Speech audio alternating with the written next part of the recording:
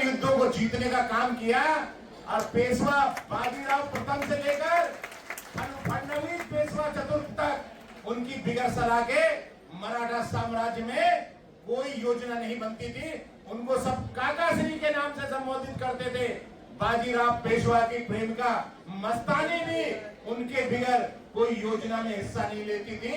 ऐसे श्रीमंत महाराजा सूबेदार मल्हारराव होलकर की पुत्रवधू महारानी अहिल्याबाई होलकर इंदौर की शासिका ऐसे ही नहीं बनी, उनका बड़ा योगदान रहा। पूरे भारत में संगठन को मजबूत करने का काम किया। भाजपा ने उनको पहचाना और बिगर एमएलए के उनको उत्तर प्रदेश सरकार में मंत्री बनाने की ताकत को देख करके ऐसे मुख्य अतिथि उत्तर प्रदेश के यशस्वी मंत्री आदरणीय नरेंद्र कश्यप जी,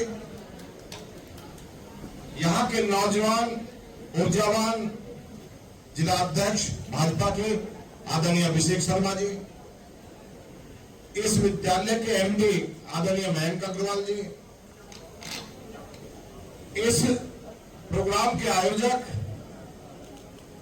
जिन्होंने बहुत लंबे समय से प्रदेश में भी और देश में भी समाज को जोड़ने का काम किया, सबके साथ मिलकर चलने का काम किया, ऐसे एडवोकेट ब्रह्म प्रकाश पाल जी कि मातेश्री कोई एक जाति एक धर्म की नहीं है, पूरे देश की माता है, जिन्होंने हमारे सनातन धर्म को बचाने के लिए पूरे देश में काम करने का काम किया है।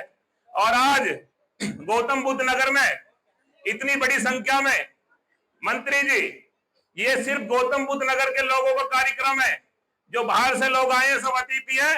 आदरणीय ब्रह्म प्रकाश अंकल की टीम ने पूरी ये ताकत के साथ दिखा दिया कि पाल समाज यहां जिंदा है और अपने अधिकारों को लेने के लिए तैयार बैठा है। भारतीय जनता पार्टी ने आदरणीय प्रधानमंत्री नरेंद्र मोदी जी के नेतृत्व में उनके आह्वान पर जिस प्रकार से अहिल्याबाई होलकर जी का 300 जन्म शताब्दी वर्ष का एक अभियान, पूरे 15 दिन का एक अभियान चलाया और जनता को बताने का काम किया कि किस प्रकार से अहिल्याबाई होलकर जी ने समाज को सुधारने का काम किया, किस प्रकार से उन्होंने नारी सशक्तिकरण के लिए काम किया, किस प्रकार से उन्होंने भारतीय संस्कृति की रक्षा की, ये बताने का काम भारतीय जनता पार्टी के कार्यकर्ताओं ने किया है। देखिए पत्रकार महोदय, मैं आपके चैनल से बता देना चाहता हूँ कि लोक माता देवी अहिल्याबाई का इतिहास जो है अब से पहली सरकारों ने दबा के रखा था। मोदी सरकार आई, उन्होंने अहिल्याबाई होलकर जी को आगे बढ़ाया और उनके शासन के और उनके कार्यों के बारे में लोगों को बताया और उनके शासन की पूर्व जानकारी दी। 300वां जन्म महोत्सव जो मनाया जा रहा है उसको लेके हम बहुत खुश हैं और मोदी सरकार और अन्य सरकारों से बहुत प्रेरित किया है हमको और हमें आगे बढ़ने की प्रेरणा मिली है। हम इसको लेकर बहुत खुश हैं। अहिल्याबाई होलकर सभी जानते हैं उनकी जीवन चर्चा क्या है, उनके जीवन में कितना संघर्ष रहा, उन्होंने कैसा अपना जीवन व्यतीत किया।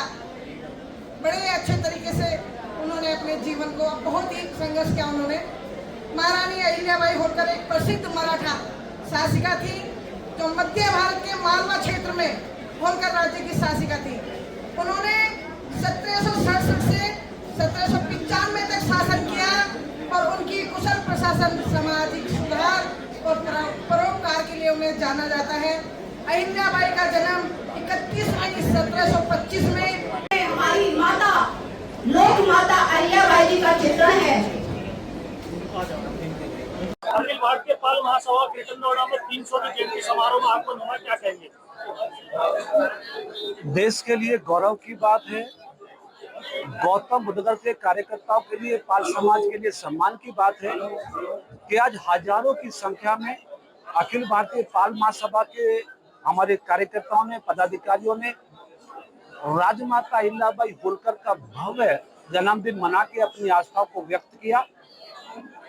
मातेश्वरी अहिल्याबाई होलकर भारतीय संस्कृति की पहचान है, सनातन के विस्तार की ताकत है, जिन्होंने 26 साल की उम्र में राज सत्ता संभाल कर ये प्रदर्शित किया कि महिला देश में कभी भी किसी काम में पीछे नहीं है। प्रधानमंत्री नरेंद्र मोदी जी से लेकर गांव के प्रधान तक सभी जनप्रतिनिधियों ने लगातार 10 दिनों तक राजमाता अहिल्याबाई होलकर के जीवन संघर्ष से सीखकर अपने राज सत्ता, अपने कार्य करने की शैली को आगे बढ़ाया। खुशी है कि आज हम ऐसी राजमाता के जन्म उत्सव पर उपस्थित हैं जिन्होंने भारत को। पाल समाज ने कुछ बातें रखी हैं, मंच से विषय उठा है कि पश्चिमी उत्तर प्रदेश में भी पाल समाज का प्रतिनिधित्व आना चाहिए। जनपद गौतम बुद्ध नगर में मातेश्वरी अहिल्याबाई होलकर की प्रतिमा या उनके नाम से स्मारक स्थापित, तो इन दोनों मांगों पर हम अपनी सरकार के समक्ष बात रखेंगे और निश्चित ही उस पर हम आगे बढ़ेंगे। तो अखिलेश यादव का कहना है 2027 में पूर्ण बहुमत की सरकार प्रदेश में बनेगी। अखिलेश यादव जी तो पहले भी बोलते थे ना, 2017 में भी उन्होंने यही बोला था कि उत्तर प्रदेश में बहुमत की सरकार बनेगी, 45 पर रह गए थे। फिर 2022 में भी यही बोला था, अब फिर यही बोल रहे हैं। उनको मालूम है कि उत्तर प्रदेश की जनता 8 सालों में योगी और डबल इंजन की सरकार से संतुष्ट है। हमारी सरकार का विकास, कानून व्यवस्था, रोजगार जिस प्रकार से प्रदेश में मिला है, निश्चित 2027 में भी भारतीय जनता पार्टी अपने सहयोगी दलों के माध्यम से 2022 से ज्यादा बहुमत के साथ सरकार बनाने जा रही है। किसानों की समस्या कोई ऐसी है जिस पर विचार करना अवशेष हो, यदि हमारे समक्ष आएगा तो हम उसको मुख्यमंत्री जी के सामने रखेंगे। लेकिन इस बात को पूरे देश का किसान जानता है, जब से प्रधानमंत्री के रूप में नरेंद्र मोदी जी ने सत्ता संभाली है, किसानों के घरों में खुशहाली है, किसानों की उपज के दाम बढ़े हैं, गन्ने का पेमेंट हुआ है, प्रधानमंत्री सम्मान निधि का वितरण हुआ है, प्रधानमंत्री फसल बीमा लागू हुई है, उत्तर प्रदेश के किसानों को निःशुल्क बिजली मिली है। तो किसानों के हित में डबल इंजन की सरकार ने उत्तर प्रदेश में काम करके उनको खुशहाल बनाने का काम किया। फिर भी जो समस्याएं किसानों की आएंगी, हमारी सरकार उन पर विचार करे। धन्यवाद।